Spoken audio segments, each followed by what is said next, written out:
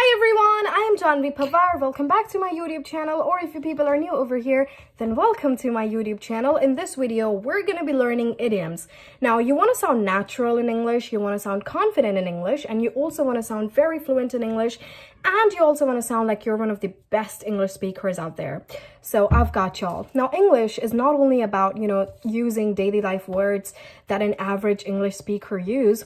Instead, sounding natural in English is all about using phrasal verbs, using slangs, using idioms, and using expressions. So we're going to be learning idioms today. And before moving on to the list of our idioms, I want you guys to do something for me.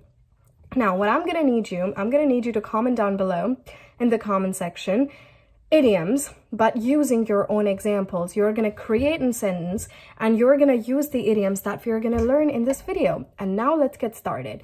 Idiom number 1 for this video is hands down. Now, what is hands down? Hands down.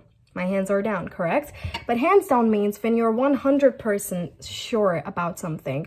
For example, even if it's an opinion, if it's not a fact, if it's an opinion, but you're literally 100% sure about your opinion, you believe in your opinion, then you use the idiom hands down. For example, if I say hands down One Direction is the biggest boy band on the planet. So that is my opinion. Even if some people won't consider this or some people won't agree with me, but for me it is, so I say hands down. And if something is a fact, then you definitely use hands down. So when you're certain and 100% sure about something, you use the idiom hands down. For example, hands down, Adele has the best vocals ever. So something like that. Idiom number 2, under the weather. Now, what is under the weather? I still remember I was teaching this to somebody and I said, okay, next idiom we have under the weather. So what is the meaning of under the weather? So somebody literally stood up and said, we're always under the weather. So if any of you are thinking the same thing, please don't, because under the weather means when you're ill or when you feel sick. For example, if I'm ill and you ask me, Janhavi, how are you feeling? I can say I'm feeling a bit under the weather. That means I feel ill. I am sick. So to say you're sick, you use the idiom under the weather. Idiom number 3 we have hang on a second. Now, what does hang on a second means? Hang on a second means when you ask somebody to wait up. For example, I ask you, hey, can you please do this job for me? And you want me to wait. So instead of saying it normally, all right, now wait up, you can also say, hang on a second. That means I'm going to wait for a few seconds or a few minutes because you have asked me to wait. So hang on a second means to wait. Next idiom we have, get over it. Now, what is get over it? Get over it means forget about it or forget about the past. Your friend is going through a very hard breakup, but now it has just become too dramatic. And now you really want to ask your friend, all right, you have to forget about the past. So in idiom language, we're going to say, yeah, get over it. So if you want to ask anybody to forget about the past because they're obsessing over it, so what are you going to say? Get over it. Next idiom we have, spit it out. Now, what does spit it out means? Spit it out means to speak quickly, to confess something quickly. For example, I come to you like, you know what? I have a really interesting secret for you. And now you really want me to say it because you're really curious about it. So you're going to say, all right, spit it out. That means say it more quickly. Say it. So spit it out. Next idiom we have, butterflies in my stomach. Now, please do not take this idiom too literally because there are literally no butterflies in my stomach. But when you're in love and when you are nervous, that's when you use these idiom.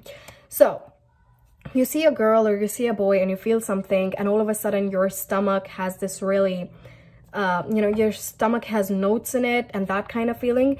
So that kind of feeling, we call it in idiom language, you have butterflies in your stomach. Like whenever I see him, I get butterflies in my stomach. Or when you're nervous, for example, you have to go on a stage, you have to give a huge presentation and you're kind of nervous about it. Don't be though. So you can say, oh, I have butterflies in my stomach. So when you're in love and when you're nervous, that's when you use the idiom butterflies in a stomach. Next up we have can't stand. Then you can use it anything by yourself. For example, can't stand it, can't stand him, can't stand her, or whatever pronouns a person have, 136 or something. So Can't stand means somebody is intolerable. For example, you dislike somebody, so you can't stand that person. Now, if you watch Friends like me, so there is a scene where Joey says to Chandler, I can't stand her. I can't stand Janice. So that means Joey dislikes Janice and he cannot tolerate her. So cannot stand a person means I cannot stand that person, cannot tolerate him. Next, we have a blessing in disguise. Now, what is a blessing in disguise? Now, something may seem very ugly at first, but then the consequences, the result of that very ugly situation is kind of good. So that thing means it is a blessing in disguise. For example, you achieved very low marks, but then it turned out to be all good. So that means achieving low grades was a blessing in disguise. So something that has a very bad start but ends up with very good results. So that kind of scenario is a blessing in disguise. Next idiom we have face the music. Now, what is face the music? You're literally not going to play any music and going to face it. But face the music means face your criticism. Like somebody's criticizing you. Why did you achieve such low grades? So now you are like, why do I have to do this? Why do people keep telling me this? And now somebody like me is going to say, well, you did do that. So now you're going to have to face the music. That means you're going to have to face the criticism. All right, next idiom and the last idiom of this video is that wait for the dust to settle. Now, you had a friend, okay, and you have another friend, and those two friends, they get in a fight.